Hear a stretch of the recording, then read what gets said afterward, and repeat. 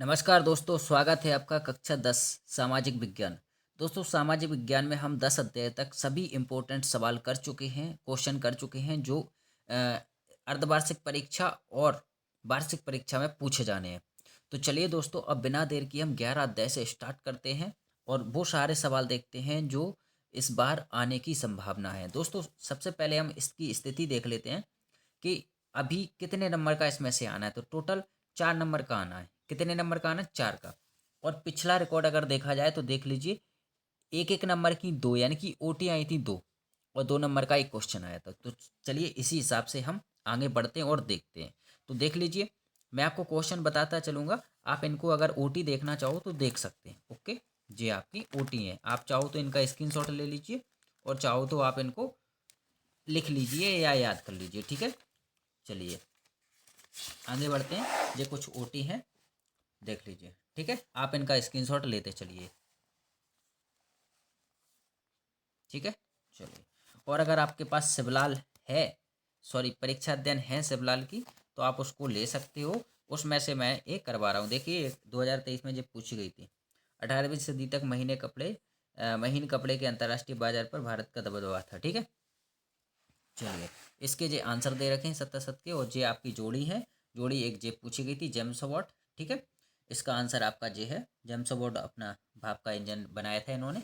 Okay, और जे आपकी एक वाक्य में उत्तर है। ठीक है जी, इसके आंसर दे रखे हैं। चलिए अब सबसे पहले हम क्वेश्चन स्टार्ट करते हैं। दोस्तों, इस पार्ट में से ओटी हमेशा पूछी जाती है, इस बार भी पूछी जाएगी। इसका मतलब ये है कि 2 नंबर का ही क्वेश्चन आएगा इसमें। और इसका सबसे इंपॉर्टेंट क्वेश्चन है चैम्बर ऑफ कॉमर्स क्या था। तो ये इसका आंसर रहा। आप इसका आंसर पढ़ सकते हैं, लिख सकते हैं, आपको जो चाहे वो कर सकते हो। ठीक है, औद्योगिक उत्पादन से क्या आशा है? 2022 में पूछा गया क्वेश्चन था, इंपॉर्टेंट है, इस बार भी पूछा जा सकता है। अगला क्वेश्चन है, भारत में कौन कौन से मुख्य पूर्व औपनिवेशिक बंदरगाहों से समुद्री व्यापार चलता था? तो ये आपका आंसर है। ठीक है, ज़्यादातर गुजरात साइड होंगे। ठीक है, ये आपका इंपॉर्टेंट क्वेश्चन है। और नेक्स्ट है दोस्तों, आपको लास्ट तक बने रहना है। मैं आपको सभी इंपॉर्टेंट क्वेश्चन बनाऊंगा और मैं गारंटी लेता हूँ इनसे एक भी क्वेश्चन बाहर आपका नहीं जाएगा। तो आप बिल्कुल लास्ट तक आपको देखना है। ठीक है, चलिए। जमशेदजी जीजाभाई कौन थे? तो ये आपका देख लीजिए, 2022 में भी पूछा गया है, इंपॉर्टेंट क्वेश्चन है। सेठ हुकुमचंद कौन थे? ये भी बहुत इंपॉर्टेंट यानी कि मोस्ट क्वेश्चन है आपका, इसको आप कर लेना। ठीक है, अगला क्वेश्चन है, प्रथम विश्व युद्ध तक भारतीय उद्योग जगत में कौन कौन सी यूरोपीय मैनेजिंग एजेंसियों का प्रभाव था? तो एक था हिंगलर्स and company, Jardine Skinner and company और एड्रीयूल। ठीक है, और नेक्स्ट इंपॉर्टेंट क्वेश्चन है, लंदन को फिनिशिंग सेंटर के रूप में क्यों जाना जाता था? 2023 में पूछा गया, पिछली बार 2 नंबर में पूछा गया था। ठीक है, अगला क्वेश्चन है, स्टेपलर, फुलर तथा कॉर्डिंग से क्या आशय है? तो ये स्टेपलर है, ऐसा व्यक्ति जो रेशों के हिसाब से ऊन को स्टेपल करता या छांटता है। फुलर, ऐसा व्यक्ति जो फूल करता है, यानी चुन्नटों के सहारे कपड़े को समेटता है। और कॉर्डिंग वह प्रक्रिया जिसमें कपास या ऊन आदि रेशों को कताई के लिए तैयार किया जाता है। ओके, ये इंपॉर्टेंट क्वेश्चन है। और एक और नेक्स्ट क्वेश्चन है, 1840 के दशक के बाद रोजगार की स्थिति का विश्लेषण कीजिए। 2022 में पूछा गया है, जिसका आंसर दे रखा है। ओके, चलिए अगला क्वेश्चन है, भारतीय सौदागरों के निर्यात व्यापार का नेटवर्क किस प्रकार का था? तो ये आपका आंसर दे रखा है, इसको आप बहुत अच्छे से पढ़ लें। नेक्स्ट क्वेश्चन पूछा गया, 2023 में पूछा गया जी, बहुत सारे उद्योगों में श्रमिकों की मांग मौसमी आधार पर घटती बढ़ती क्यों थी? तो इसका देख लीजिए, इसने लिखा है, चौथा बिंदु देखें तो देखिए इसका आंसर ये है आपका। बहुत सारे उद्योगों में मौसमी काम की वजह से कामगारों के बीच बीच में बहुत समय तक खाली बैठना पड़ता था। ठीक है, काम का सीजन गुजर जाने के बाद गरीब दोबारा सड़क पर आ जाते थे। कुछ लोग जाड़ों के बाद गाँव में चले जाते थे, जहाँ इस समय कार निकलने लगता था। लेकिन ज़्यादातर शहर में ही छोटा मोटा कार ढूंढने की कोशिश करते थे, जो 19वीं सदी के मध्य तक भी सरल नहीं था। ओके, ये इसके इम्पोर्टेंट क्वेश्चन थे। बस अब आता है अपना अगला अध्याय 12, मुद्रण संस्कृति और आधुनिक दुनिया। ये इंपॉर्टेंट पार्ट है, इसमें से 4 नंबर का आना है आपका। ठीक है, चलिए। पिछला इसमें क्या आया था? 2 नंबर के 2 क्वेश्चन आए थे। कौन कौन से आए थे? 2 नंबर के 2 क्वेश्चन आए थे। इसमें से ओटी पिछली बार नहीं पूछी गई है, इस बार पूछ सकते हैं। तो हम इस तरीके से आपको बताते चल रहे हैं, आप इनका स्क्रीनशॉट लेते जाइए। अगर आपके पास परीक्षा दिन है तो आप उसमें से पढ़ लीजिए, ओटी एक बार पढ़ लीजिए, ओके। और नहीं तो आप इसमें से एक बार पढ़ लीजिए, ज़्यादा कुछ नहीं करना, ओके। ये पढ़ लीजिए, ये मोस्ट है, वर्नाक्युलर प्रेस एक्ट कब लागू किया गया था, ठीक है। तो ये आपका आंसर हो जाएगा, जे वाला 1878 में किया गया था, ठीक। एक ये है, और ये इधर से देख लीजिए, मैं आपको सिर्फ बताते चल रहा हूँ, आप इनको कर सकते हैं, ओके। ये इसके आंसर दे रखे हैं सभी के। ये आपके खालिस्तान है, ठीक है। खालिस्तान का आप स्क्रीनशॉट ले सकते हैं, जो नीचे आंसर लिखे हैं, और ये सत्तासत हैं आपके, सत्तासत के भी आंसर लिखे हैं, ठीक। चलिए अगला देखते हैं। इधर आपकी जोड़ी है, जोड़ी 2022 में पूछी गई, इसमें से देख लीजिए दो दो पूछी गई हैं, तो ये आपके आंसर दे रखे हैं, और ये आपके एक वाक्य में उत्तर है, ओके। और अब आते हैं अपन इम्पोर्टेंट क्वेश्चन पर। तो क्वेश्चन है, सबसे इम्पोर्टेंट क्वेश्चन है, निरंकुश बात से क्या अर्थ है। ये आपका आंसर ले रखा है, उलमा फतवा से क्या आशा है, उलमा व फतवा से क्या आशा है, ये भी इम्पोर्टेंट क्वेश्चन है। और नेक्स्ट है, बेलम क्या है, बेलम क्या है, इसका आंसर देखिए हम।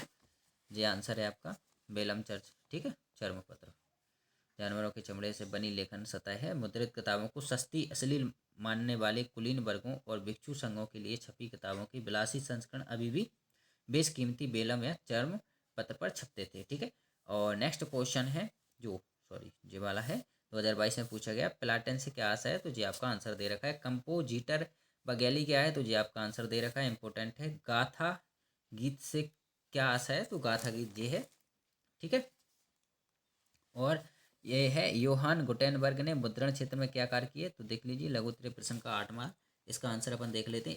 इससे पहले इसको देख लीजिए, 19वीं सदी की मशहूर लेखिकाओं के नाम लिखिए, तो ये कैलाश बासनी देवी और पंडिता रामाबाई हैं। ये 2023 में पूछा गया है, 2023 में ये पूछा गया है, इसका आंसर देखते हैं अपन।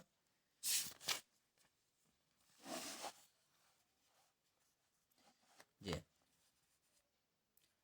ठीक है, इसका आंसर आपका जे दे रखा है। गुटेनबर्ग प्रेस, गुटेनबर्ग ने 1448 में प्रिंटिंग प्रेस का मॉडल बनाया। इस प्रेस में क्रू से लगा लंबा, ठीक है, लंबा हैंडल था। इस हैंडल की मदद से स्क्रू घुमाकर प्लेटेन को गीले कागज पर दबा दिया जाता था, ठीक है। और आगे है थोड़ा सा इसमें, गुटेनबर्ग ने रोमन वर्णमाला के सभी 26 अक्षरों के लिए टाइप बनाए और प्रयास किया कि इन्हें इधर उधर मूव कराकर या घुमाकर शब्द बनाए जा सकें, लिहाजा इसे मूवेबल टाइपिंग प्रिंटिंग मशीन के नाम से जाना जा गया। और यही अगले 300 सालों तक छपाई की बुनियादी तकनीक रही। हर छपाई के लिए तख्ती पर खास आकार उकेरने की पुरानी तकनीक की तुलना में अब किताबों का इस तरह छापना नियत तेज हो गया। गुटेनबर्ग प्रेस 1 घंटे में 250 पन्ने एक साइड छाप सकता था, ओके। अगला इम्पोर्टेंट क्वेश्चन है और 2023 में पूछा भी गया है, देख लीजिए। मुद्रण की सबसे पहली तकनीक कहाँ और कैसे विकसित हुई, या मुद्रण तकनीक सबसे पहले किन देशों में विकसित हुई, तो ये आपका आंसर दे रखा है, ठीक है। और इसका अगला देखते हैं अपन, ये है, गुटेनबर्ग कौन था, मुद्रण क्रांति में उनका योगदान क्या था, तो अपन इसका आंसर ये लिखा है, आप पढ़ सकते हो उसको, ओके। अगला है वर्नाक्यूलर एक्ट, सबसे इंपॉर्टेंट क्वेश्चन है, ध्यान रखना, मोस्ट है, पूछा जाएगा इस बार। वर्नाक्यूलर या देसी प्रेस एक्ट क्या है, तो ये आपका आंसर दे रखा है, इधर है, और ये अपन अभी पढ़ चुके हैं, ठीक है। सॉरी, इसका आंसर ये वर्नाक्यूलर या देसी प्रेस एक्ट, इम्पोर्टेंट है बहुत ज़्यादा, इसको आप बहुत अच्छे से कर लेना। ये आपका आंसर दे रखा है, इसकी स्क्रीनशॉट ले सकते हो, ओके। नेक्स्ट क्वेश्चन है आपका ये, यूरोप में हाथ की छपाई की जगह यांत्रिक मुद्रण के आने पर ही मुद्रण क्रांति संभव हुई, स्पष्ट कीजिए, तो इसके दो कारण लिखिए। तो इसके आपके दो कारण ये हैं, दो ही करना है क्योंकि 2 नंबर में इसमें क्वेश्चन आना है, ओके। आपका क्वेश्चन है, मुद्रण क्रांति उसके प्रभाव की विवेचना कीजिए, या मुद्रण संस्कृति के दो परिणाम लिखिए, 2023 में पूछा गया है। तो दो परिणाम आपको याद करना है, आप कोई भी कर सकते हो, एक जे है एक जे है, स्क्रीनशॉट आप ले सकते हो, ओके। इसमें नेक्स्ट क्वेश्चन है, 18वीं व 19वीं सदी में छापे खाने में नई तकनीकों के आने का क्या प्रभाव हुआ, तो कोई दो प्रभाव लिखिए, तो आप दो प्रभाव कोई से भी कर सकते हो, ओके। चलिए अब हम करते हैं 13 अध्याय के, और 13 अध्याय कुछ ज़्यादा इंपॉर्टेंट नहीं है, 2 नंबर का पूछा जाना है। और इस पिछले अगर रिकॉर्ड देखा जाए तो इसमें 2 नंबर की ओटी ही पूछी गई है। तो आप इसके स्क्रीनशॉट ले लीजिए ओटी के, ओटी अच्छे से कर लीजिए, इसमें से ओटी ही पूछी जाती है। देख लीजिए जे है, ठीक है जी। आप स्क्रीनशॉट लेते जाइए, टोटल आप इनमें से ही कर लीजिए, इनसे बाहर आपका एक भी ओटी नहीं जाएगी बाहर, ठीक है। चलिए इसके इधर देख लीजिए आप, ये है। आप चाहो तो अगर आपके पास परीक्षा देना है तो इसकी ज़रूरत नहीं है, आप इसको स्किप कर सकते हो। ओके, ये आंसर दे रखे हैं आपके पूरे 15 के 15। ये खालिस्तान है, वो खालिस्तान में जो आपके आंसर दे रखे हैं। ओके, फिर आपके सतासत आते हैं, सतासत में जो आपके आंसर दे रखे हैं। फिर आपकी जोड़ी आती है और जोड़ी के जो आंसर दे रखे हैं। ओके, फिर आपके जो एक वाक्य या एक शब्द में उत्तर हैं, और जो आपके 2023 में इसमें से ये वाला पूछा गया था, ठीक है। पूरे देश में के लिए बनने वाली एक सामान्य सरकार को हम क्या कहते हैं, तो संघ या केंद्र सरकार कहते हैं। ओके, अब इसमें से कुछ क्वेश्चन अगर 2 नंबर का पूछा जा सकता है, तो इसमें से एक तो जो है गृह युद्ध किसे कहते हैं, ठीक है। और एक क्वेश्चन जो है आपका दबाव समूह क्या होता है, देख लीजिए ये लिखा है दबाव। और संघीय सरकार किसे कहते हैं, ये भी पूछा जा सकता है। और ये है श्रीलंका के कुछ तमिलों को भारतीय तमिल क्यों कहा जाता है, क्योंकि यहाँ के तमिल जो हमारे तमिलनाडु से श्रीलंका में जाकर बस गए थे, इसलिए उनको भारतीय तमिल कहा जाता है। और एक क्वेश्चन और है, ये है, ये भी इसमें से पूछा जा सकता है, तो आप इनको अच्छे से कर सकते हैं। ओके, ये इंपॉर्टेंट क्वेश्चन थे, यहीं तक आज हम करते हैं। चलिए, फिर वीडियो ज़्यादा लंबी हो जाएगी, तो इसलिए अगर आपको प्रयास अच्छा लगा है तो आप वीडियो को लाइक कर दीजिए, चैनल को सब्सक्राइब कर दीजिए और अपने दोस्तों को शेयर ज़रूर कर दीजिए। चलिए, धन्यवाद।